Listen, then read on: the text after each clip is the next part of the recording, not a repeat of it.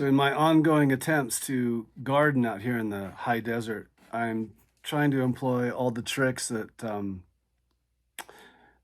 could possibly help and that I haven't tried yet. And one of them is, I have all these water jugs, mostly for the pets, to have extra water around because you never know.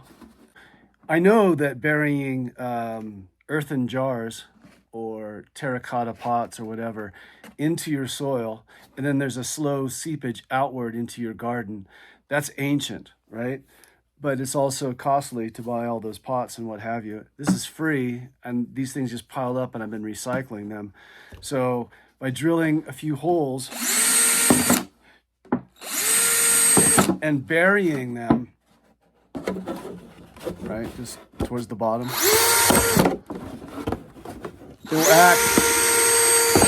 it'll act like a clay pot, and they'll slowly seep out into the garden, and that's it. So I'm going to bury these jugs of gallon water containers,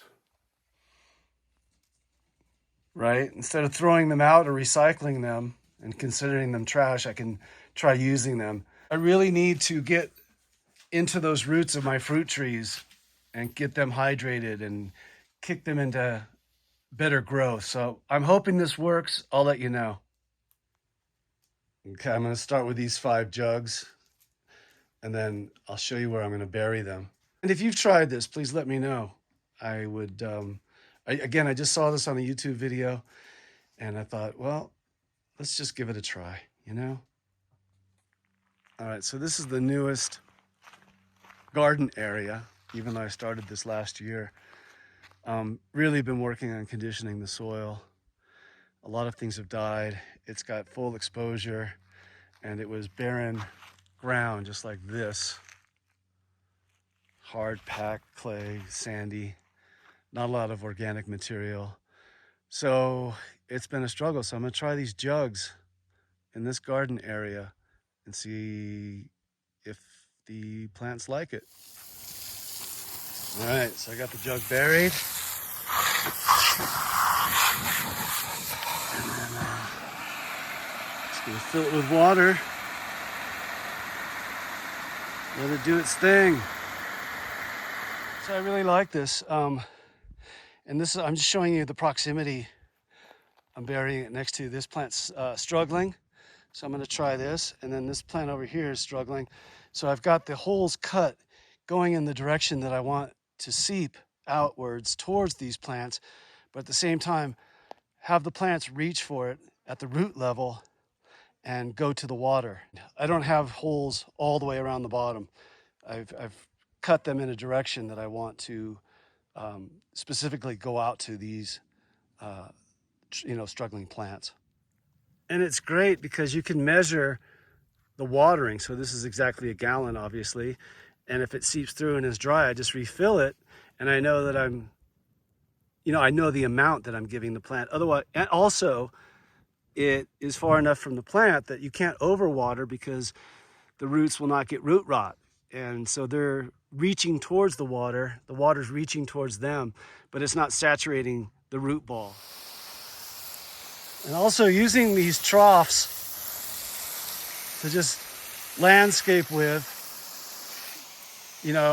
there's the tree, he's struggling, so kind of built this moat around him, this trough, and it'll encourage him to spread his roots and reach for the water and not get overwatered.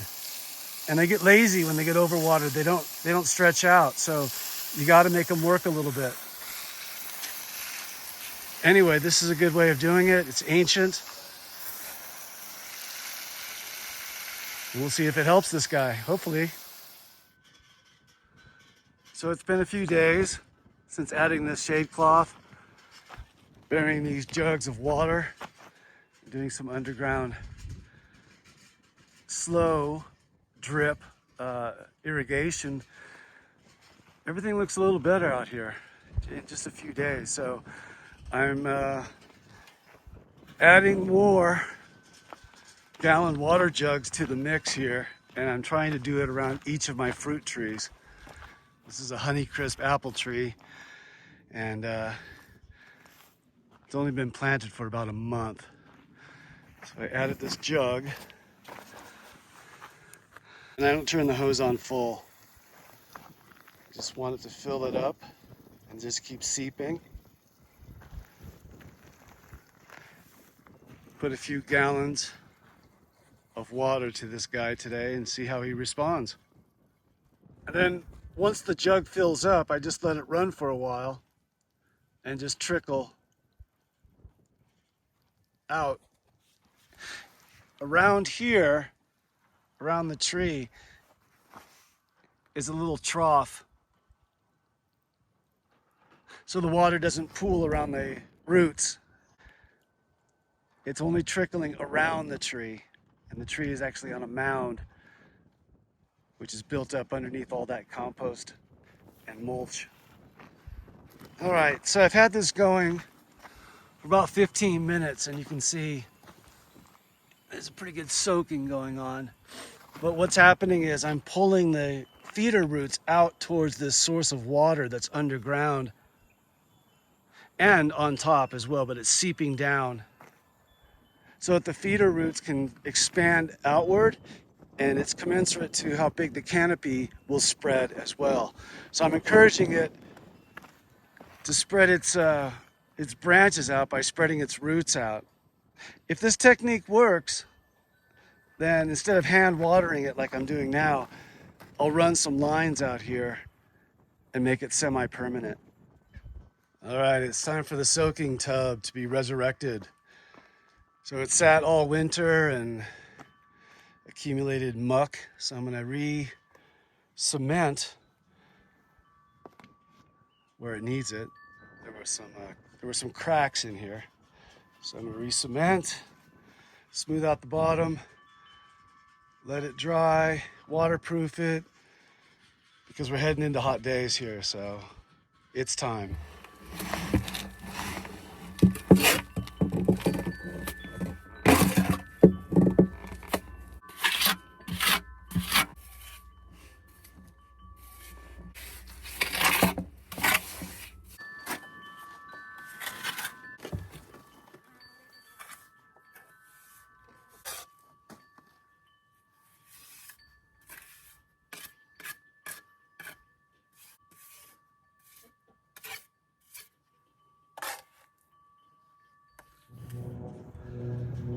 All right, my old soaking tub, which I have not used since about last September, I resurfaced, patched, did a bunch of repair work to it, and now I'm going to fill it up for its second year.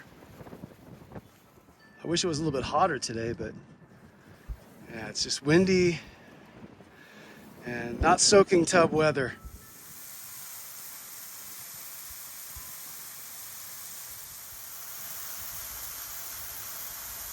Just the sound of water out in the desert is so beautiful.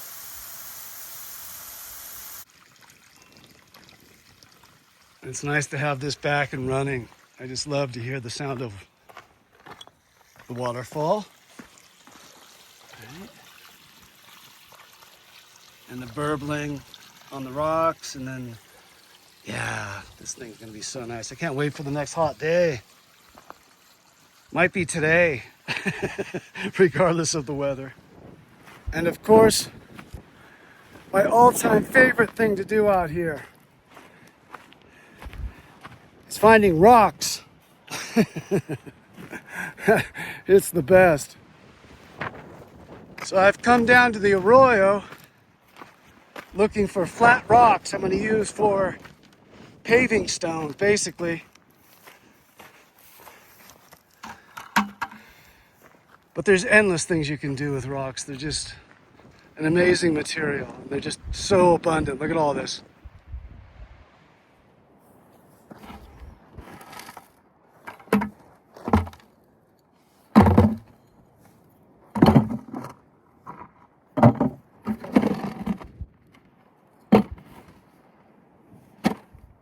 Oh yeah.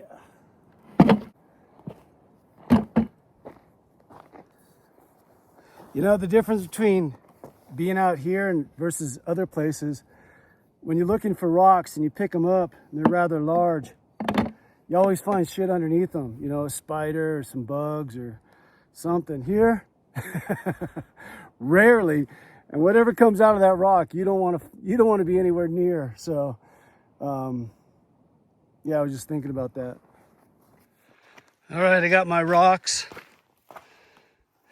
Now I'm going to show you what I'm going to do with them. All right, so this is where the flat rocks are going to go. My little entrance way into the bathroom. Little bathhouse.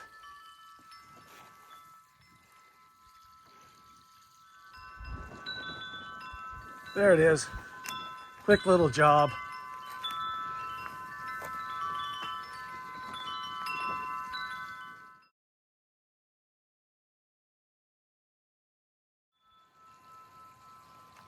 All right, I got my rocks all laid out, cemented in place.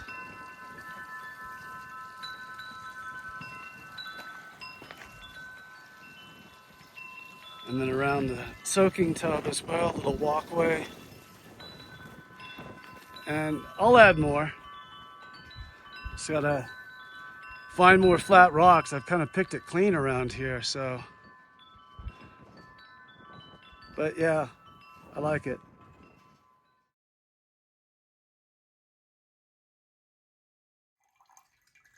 A couple of people have asked in comments about being older, living out here, the lifestyle that I lead. Any daily practical tips, eating, drinking, health, exercise.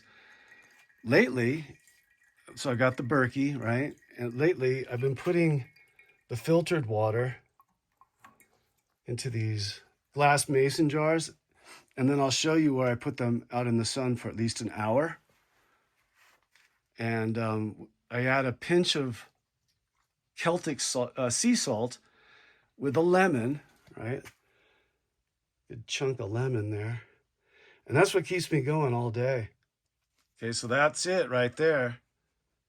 Celtic sea salt, lemon, filtered water in a blue container for at least an hour. And since I've been doing it, especially on hot days, it's really been working. And I noticed my energy level's better. Get a little more dehydration. You get more hydration, electrolytes, vitamin C, minerals in the salt and the sea salt. I mean, that's the package deal right there. So there you go. That's one tip. So I just put these curtains up last night. It was actually dark. I forgot about it. I forgot about them. And what a difference it makes out here. So you get this golden sunlight coming in, hitting this amber piece of glass that's in the wall. And then it comes through this nice orange curtain. And then this guy. And it gives more privacy for the old bathroom here. And look at that. Look at those colors. Wow. So yeah, I'm trying to finish this up as well. Been procrastinating on this. It's been a mess. All these tools were in here, and yeah, when I see this, wow. Look at that.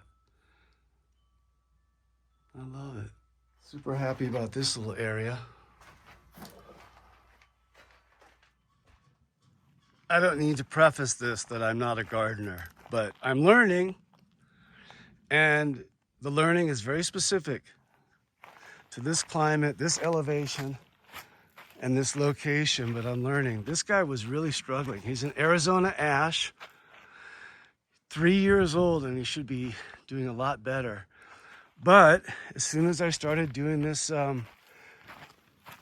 different irrigation system, I've got my 1 gallon jug there that seeps because I've got holes on the bottom, as you've seen, and it's directing it towards the tree, and I've got this canal that goes around, and now I'm filling it, I'm covering it with straw. The idea, of course, is to hold water as long as possible. Otherwise, it just evaporates. It goes up instead of going down. And since I've been doing this, I don't know if you can see, buds started developing almost immediately. So it's doing much better. And whatever I'm doing out here is finally, after 3 years, starting to work for this guy. So I'm real happy.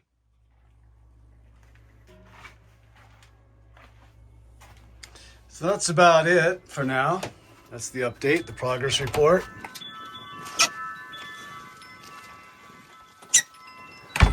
Thanks for watching. Appreciate it. Any comments are appreciated, especially insights that you may have, good or bad, on some of my gardening practices. After all, it's a two-way street, right? I'm trying to share with you what's going on, what's working, what's not working. And if you have any tips along the way, I appreciate it. So take care. God bless. I'll see you in the next one. Oh, by the way, now it's been 3 years exactly since I've been out here, and heading into my 4th year. Anybody still thinking about doing it, changing your lifestyle, living off grid? I highly recommend.